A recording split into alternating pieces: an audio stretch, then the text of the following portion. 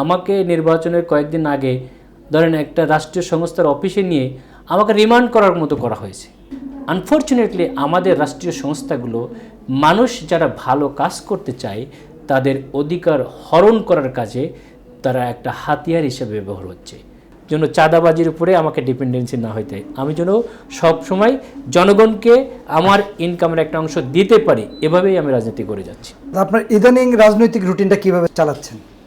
ইদানিংয়ের রাজনৈতিক রুটিন আমি প্রথম তো হচ্ছে যে আমার সকালবেলায় আমি অন্যদেরকে আহ্বান করব যারা নিউ জেনারেশন, যারা পড়ালেখা শেষ করছে, সবচেয়ে বড়ই আমি ছাত্র রাজনীতি যারা করছে, অনেকে আমার 3 বছরের সিনিয়র কিন্তু এখন রাজনীতি করে। বাই দিস টাইম আমার 5টা বাচ্চা কাচ্চা, আমি প্রফেশনাল একটা প্রতিষ্ঠান করেছি, আর এখনও অনেকে আমার জাস্ট 2-3 বছরের বড়, তারা এখনও রাজনীতিতে আছে। আমি ছাত্রদেরকে, নতুন জেনারেশনকে আহ্বান করব, তোমরা ছাত্র রাজনীতি পড়ালেখা শেষ, ছাত্র রাজনীতি শেষ, তোমরা প্রফেশনালি সাউন্ড হওয়ার জন্য তখনই নিয়াত করো। দেশকে কিছু দিতে হলে তোমার নিজেকে বিল্ড আপ করতে হবে ফার্স্ট, তারপরে না তুমি মানুষকে দিতে পারবা। যেমন আমার লাইফটা আমি যদি বলি, আমি ফজরের নামাজ পড়েই আমার সকালে হসপিটাল শুরু হয়, সকাল থেকে সন্ধ্যা পর্যন্ত বলতে পারেন আমার এই রোগীদেরকে আমি সেবা দিই। এরপরে আমার যে লোকজনের সঙ্গে পলিটিক্যাল যে কাজ, যোগাযোগ, সেটা থাকে।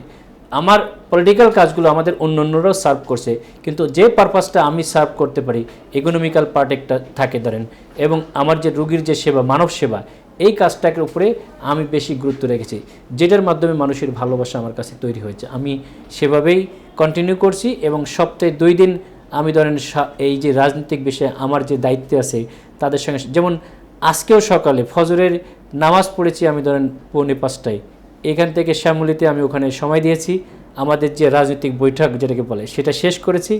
আমি আবার সকালে 7টা থেকে হাসপাতালে কাজ শুরু করেছি। এটাই আমার রাজনৈতিক রুটিন বলে কাজ, এবং আমার প্রফেশনাল জায়গা ঠিক রাখা, যেন চাঁদাবাজির উপরে আমাকে ডিপেন্ডেন্সি না হইতে, আমি যেন সবসময় জনগণকে আমার ইনকামের একটা অংশ দিতে পারি, এভাবেই আমি রাজনীতি করে যাচ্ছি। আমার যেমন চিন্তা হচ্ছে শুধু বক্তব্য কথাই নাই, কাজে প্রমাণ করা, যেটা আমি যে স্লোগান নিয়ে চলেছি, এবং জনগণ আমাকে ভালোবেসেছে। একটা দলীয় প্রধানমন্ত্রীকেও জনগণ এখনও সেখানে জনতার এমপি বলে, কিভাবে মিডিয়া ট্রায়াল এবং বিভিন্নভাবে আমাকে পরাজিত করেছে সারা বিশ্বের মানুষ, সারা দেশের মানুষ সেটা জানে, এবং এই এলাকার মানুষ তারা এখনও বলে যে আমাদের এমপি আপনি।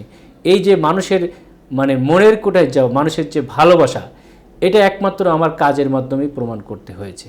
এবং আমরা অন্যদেরকেও, আমার নিউ জেনারেশনকে আমি বারবার বলবো যে তোমরা ছাত্র রাজনীতি করবা, কিন্তু রাজনীতিকে তোমার ইনকামের সোর্স বা পেশা বানিও না। রাজনীতিকে সবসময় মানব কল্যাণ, ডাক্তারি সেবাটা যেমন মানব কল্যাণের জন্য নিয়াত করা, রাজনীতিকে সেটাই নিয়াত করতে হবে, তাহলে সম্মান, অর্থ দুটাই ইনশাল্লাহ আসবে। আপনি বললেন যে মিডিয়া ট্রায়াল এবং আন্তর্জাতিক মানে একটা নীল নকশা করে, মানে কনস্পাইরেসি করে, ষড়যন্ত্র করে আপনাকে হারানো হয়েছে। এই ক্ষেত্রে কি আপনার কোনো কোর্টে মামলা দায়ের করা বা কোনো জায়গায় ক্লেম করা, অথবা এই ক্ষেত্রে আপনার মতামতটা কী ছিল?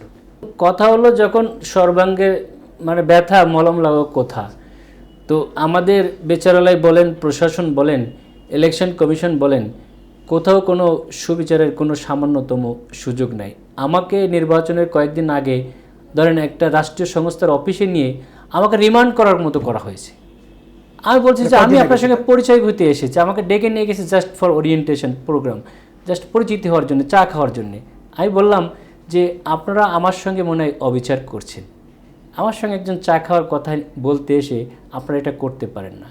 আমাদের সবচেয়ে দুর্ভাগ্য, স্বাধীনতার 50 বছর পরেও আমরা সুন্দরভাবে রাষ্ট্রীয় যে সংস্থাগুলো কাজ করার কথা, রাষ্ট্রীয় সংস্থাগুলো সব সময় কি করবে, মানুষের অধিকার রক্ষা করবে।